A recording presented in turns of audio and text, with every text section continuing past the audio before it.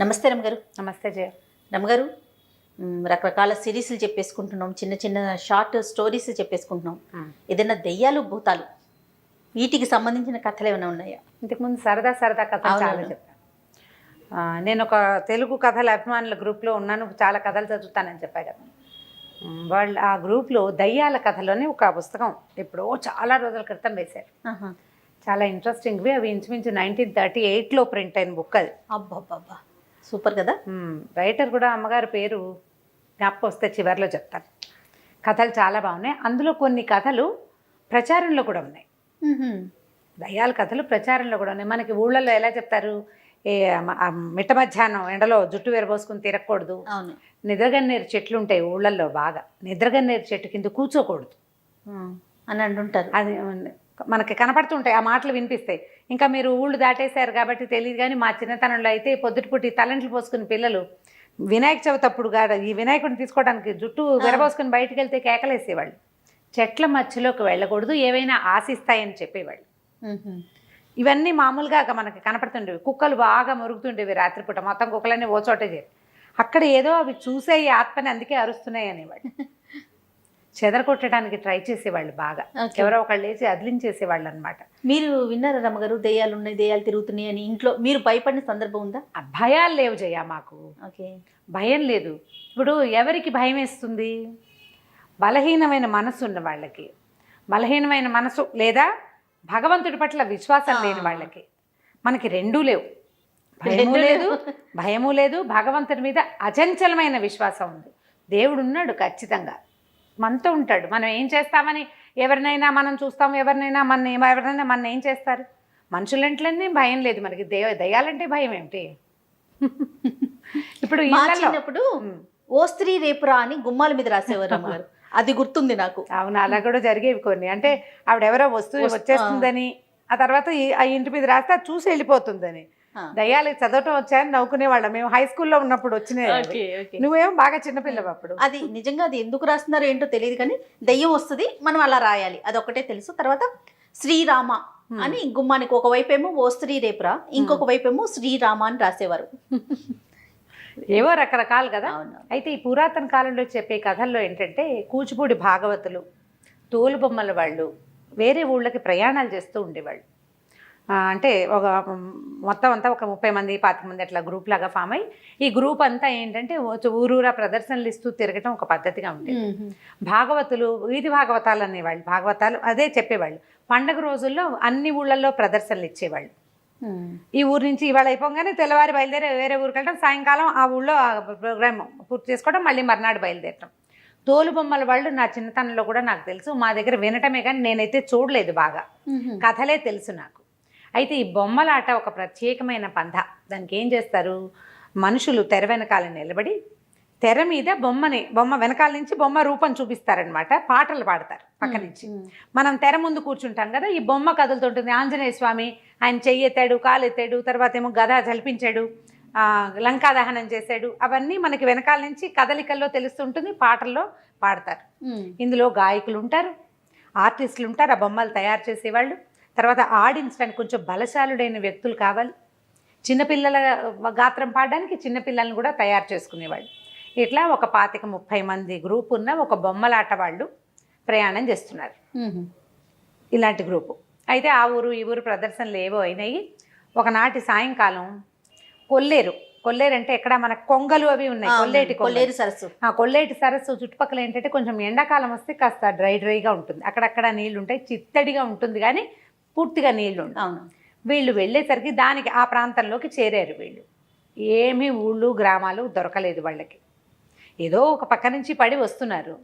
సరే ఏమనుకున్నారు, సాయంకాలం అయింది, చీకటి పడిపోతుంది, అంతా చిత్తడిగా నేలలు, తర్వాత మన జీబుగా చెట్లు, మనుషులు అస్సలు లేరు. మానవ సంచారం ఉన్న దారులు వేరేగా ఉంటాయి, మనుషులు తిరగని దారి వేరే. నడుస్తున్న గుర్తులు కొంత కనపడుతుంటాయి కదా, బళ్ళ గుర్తులు కనిపిస్తాయి. వీళ్ళు ఈ గుంపు అంతా నడుస్తున్నారు, పిల్లలు ఆకళ్ళని ఏడుస్తున్నారు. మరి చిన్న చంటి వెంటి పిల్లలు ఉంటారా, ఏడుస్తున్నారు. వీళ్ళు ఏం చేయాలి చూస్తున్నారు, ఆలోచిస్తున్నారు. వీళ్ళు ఉన్న జనాలందరికీ మెల్లిగా భయం వేయటం మొదలుపెట్టింది. చీకటి చాలా తొందరగా వచ్చేస్తుంది చెట్లు ఎక్కువ ఉంటే. వీళ్ళలో కాస్త ఓపిక మంతుడు బలవంతుడు ఒకడు చెట్టు ఎక్కి పైకి చూస్తే దూరంగా ఓ మైల్ దూరంలో పెద్ద మహానగరం లాగా కనబడుతుంది. బోల్డని లైట్లు ఉన్నాయి. అప్పుడు లైట్లు అంటే విద్యుత్ దీపాలు కాదు కదా, ఇళ్లల్లో ఉండేవి లస్టర్లు, పెట్రోమాక్స్ లైట్లు లాంటివి దీపాలు. వీధిలో కూడా అక్కడక్కడ అంటే లైన్గా కనపడుతున్నాయి ఆముదపు దీపాలు. సరే దీపాలు ఉన్నాయి, ఏదో ఊరు కనిపిస్తుంది, కొంత సందడి కూడా వినపడుతోంది. కొంచెం మనుషులు తిరుగుతుంటే, గొడ్లు ఉంటే, మెళ్ళో గంటలు అవి మోగుతుంటాయి. ఏదో ఇక్కడ ఏదో ఉన్నది, మెల్లిగా కాస్త కాలు చాచి నడుచుకుంటూ వెళ్ళిపోతే ఊళ్ళో చేరిపోతాం అనుకున్నారు. గుంపంతా పోయారు ఊళ్ళోకి. వెళ్తే వరుసగా దారులు, చక్కగా ఏర్పరిచిన నగరంలాగా ఉంది, అది పట్టణంలా ఉందన్నమాట. అంటే ఏ సందుకు ఆ సందు కనపడుతుంది, అన్ని వేదఘోష వినపడుతున్న బ్రాహ్మణుల ఇల్లు, అదేదో అగ్రహారంలాగా ఉంది. సరే వెళ్ళేసరికల్లా కొంతమంది ఏమో బంగారపు ఉయ్యాలలు వేళ్లాడుతున్నాయి వాకిళ్లలో, భార్య పిల్లలు కూర్చుని ఉయ్యాలు ఊగుతున్నారు. పెంపుడు చిలకలు, కోళ్ళు లేవు, కోళ్ళు ఉంటే రైతులు ఉన్నట్టు, చిలకలు ఉంటే బ్రాహ్మణులు ఉన్నట్టు, ఏదో భాష నేర్పిస్తారు, రండి కూర్చోండి అంటుంటాయి. అవి రకరకాలుగా ఉన్నాయి. అక్కడక్కడ వంటల వాసనలు వస్తున్నాయి. ఆడవాళ్ళు కనిపిస్తున్నారు, మగవాళ్ళు చక్కగా చెవుల కుండలాలు, పంచలు, తర్వాత ఏమో ఆరేసున్న ధవతులు, బట్టలు కనిపిస్తుంటే మనకు తెలుస్తుంది కదా ఫలానా వాళ్ళు ఉన్నారు. వీళ్ళని చూసి అందరు పిలిచారు. ఆకళ్ళేసి నకనకలాడిపోతున్నారు వీళ్ళు. సరే భోజనం ఏర్పరిచారు. వీళ్ళందరికీ ఒకే ఇంట్లో కాకుండా ఓ 4 ఇళ్లలో మా ఇంటికి రండి అని చెప్పి ఏదో కాస్త వండుకోవడానికి కొంత సామాగ్రి ఇచ్చారు. కొంతమందికి వాళ్ళ ఇంట్లో ఉన్నదే పెట్టారు. శుభ్రంగా అందరూ తినేశారు. ఆత్మారాముడు శాంతించాక ఏముంది, సంగీతం పాడతారు ఇట్లాంటి వాళ్ళంతా. ఈ ఉన్నవాళ్ళు పెద్దవాళ్ళు ఏమన్నారంటే, బాబు ఏం ఆట కడతారు, ఏదైనా ఒక ఆట కట్టి తెల్లారదాకా పడుకుని వెళ్ళిపోండి అన్నారు. తెల్లవార్లు ఆట కట్టే పద్ధతి కూడా ఉండేది అప్పట్లో. ఈ మన భాగవత సప్తాహాలు అవి చేస్తారు. భాగవత సప్తాహం అంటే 7 రోజుల పాటు భాగవత కథలు ఆడతారు. పొద్దునుంచి అదే సాయంకాలం చీకటి పడిన దగ్గర నుంచి రాత్రి 8 నుంచి తెల్లవారి 4 గంటల దాకా తెల్లార్లు ఈ పద్ధతిలో నడుస్తుంది. సరే ఆట కట్టమన్నారు కదా, వీళ్ళలో వీళ్ళు కాస్త మాట్లాడుకున్నారు. ఏమనుకున్నారు, లంకా దహనం చేద్దాం అనుకున్నారు. సరే 1 గంటలో చకచక ఒక పందిర్ లాంటిది ఏర్పరిచేశారు. బోలెడన్ని దీపాలు వెలిగించారు. వీళ్ళు కూడా తమకి సామాన్లన్నీ పెట్టుకోవాలి. అంటే లంకా దహనం చేయాలంటే ఏం చేయాలి, అశోకవనము, రాక్షసులు, సీతాదేవి, ఆంజనేయ స్వామి, మళ్ళీ ఆయన ముట్టించడానికి సాధనాలు అన్నీ తమ ఏర్పాటుకి ఎవరి స్టేజ్ డెకరేషన్ ప్రకారం వాళ్ళు చేసేసుకోవాలి కదా, సెట్ ప్రాపర్టీస్ పెట్టుకోవాలి. వీళ్ళన్నీ సెట్ చేసుకున్నారు. వాళ్ళు సరే అన్నీ ఏర్పరచుకుని చూస్తే వరుసగా వచ్చి కూర్చున్నారు. అందరూ బంగారు కుండలాలు, ఎర్రగా శాలువాలు, బ్రహ్మాండంగా విభూది పట్టీలు, ఒళ్ళంతా కూడా విభూది పట్టీలు ఉంటాయి. 12 పుండ్రాలు అంటారు, 12 పుండ్రాలు ధరించి చక్కగా ఉన్నారు. ఆడవాళ్ళు కూడా బ్రహ్మాండంగానే ఉన్నారు. అందరూ కాసిపోసి చీరలు, బోల్డ్ నగలు, ఎంత బాగుందో. సరే అక్కడి నుంచి ఓమ్మని ముందు గణపతి ప్రార్థన చేశారు. అక్కడి నుంచి ఆంజనేయ స్వామి ప్రార్థన చేయాలి, లంకా దహనం కదా. వీళ్ళు ప్రార్థన మొదలుపెట్టారు. మహోగ్ర రూపంతో పెద్ద ఆంజనేయ స్వామి బొమ్మ ప్రత్యక్షమైంది తెర మీద. ఆంజనేయ స్వామి రాగానే మొత్తం లైట్లన్నీ ఆరిపోయినాయి. ఇక్కడ కిందంతా దీపాలు పెట్టి కూర్చున్నారు కదా, దీపాలు లేవు, కిమినాస్తి. వీళ్ళు తెల్లపోయారు. అయ్యో ఇదేమిటి మొత్తం దీపాలన్నీ ఓసారి ఆరిపోయినాయి, ఉండండి రా బొమ్మ దించండి అన్నారు. ఆంజనేయ స్వామి బొమ్మ దించేశారు. దించేయగానే దీపాలన్నీ వెలిగినాయి. అంతా సభ అంతా కనపడుతున్నారు మనుషులు. మళ్ళీ మొదలెట్టాలి. మళ్ళీ ఆంజనేయ స్వామిని తెరక్కిచ్చారు. ఎక్కించగానే దీపాలు ఆగిపోయినాయి. 2 సార్లు 3 సార్లు 4 సార్లు అయ్యాక వీళ్ళల్లో ఒకటికి డౌట్ వచ్చింది. ఏంట్రా పోనీ దీపాలు ఆరిపోయినాయి, ఏమిటయ్యా అన్ని దీపాలు ఆరిపోయినాయి అంటుంటే ఎవడు సమాధానం చెప్పటల్లా. ఎవరైనా చెప్పాలి కదా, కనీసం బాబు కంగారు పడకండి ఇంటికి వెళ్ళి వెలిగిద్దాం, మొత్తం అని గాలి వచ్చింది, ఏదో ఒకటి అనాలి. ఏమీ నో కామెంట్స్, ఎవ్వరూ మాట్లాడాల.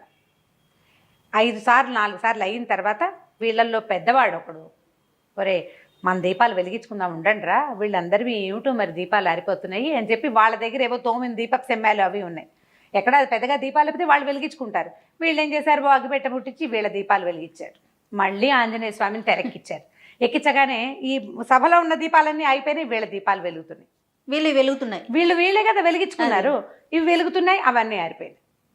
పద్యం పాడడానికైనా బొమ్మ కనపడాలి, స్వామి కనపడకుండా పాటలు పాడకూడదు. సరే పెద్దవాళ్ళల్లో ఒకడు ఏమన్నాడు, ఉండండి నేను బయటికి వెళ్ళి చూసేస్తాను. తెర తొలగించి బయటికి వెళ్ళాడు. తెర పక్క నుంచి వెళ్తాడనమాట. తొలగించలేరు, అది మొత్తం ఏకంగా ఇట్లా స్క్రీన్ లాగా ఉంటుంది. అటు నుంచి వెళ్ళేసరికల్లా ఆ సభలో ఉన్న వాళ్ళంతా దీపం ఇట్లా చేత్తో పుచ్చుకుని వెళ్ళేసరికి చక్కగా అంత దాకా 12 పుండ్రాలు, కుండలాలు, కంబళాలు ధరించి బ్రహ్మాండంగా కూర్చున్న వాళ్ళంతా నాలికలు బయటకు వచ్చి పక్క నుంచి కూరలు, మిడిగుడ్లు ఇట్లా ఉన్నారు దూకేలాగా. ఉనికిపోయాడు. ఏం చెయ్యాలో తెలియలేదు. దీపం దించితే ఏం కనపట్లా, బాగానే ఉంది, భయమే. ఇట్లా దీపం పెట్టి ఇట్లా చూడబోయేసరికల్లా ఉణికొచ్చేస్తుంది.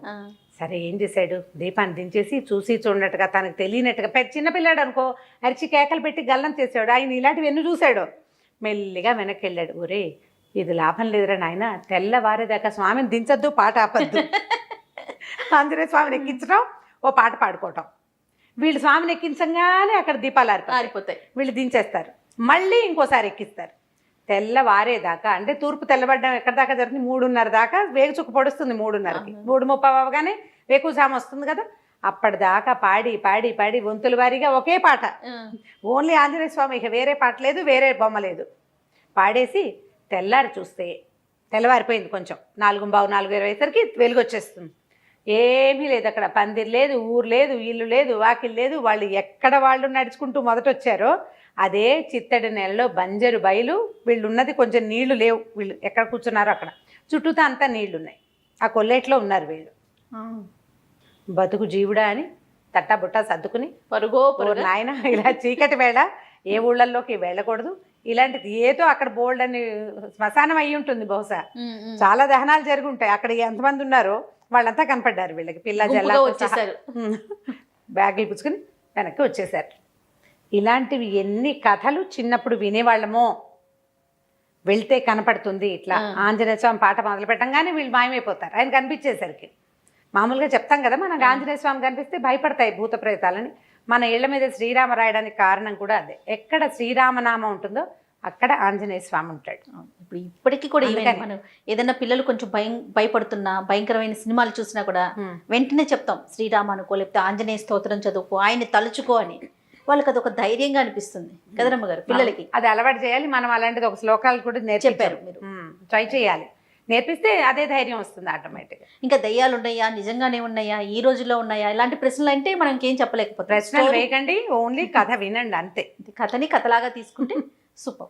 ఇప్పుడు ఇలాంటి అనుభవాలు చాలా మందికి ఉంటాయి జయ, ఒప్పుకోరు అంతే పబ్లిక్ లో. అయి ఉండొచ్చు బహుశా.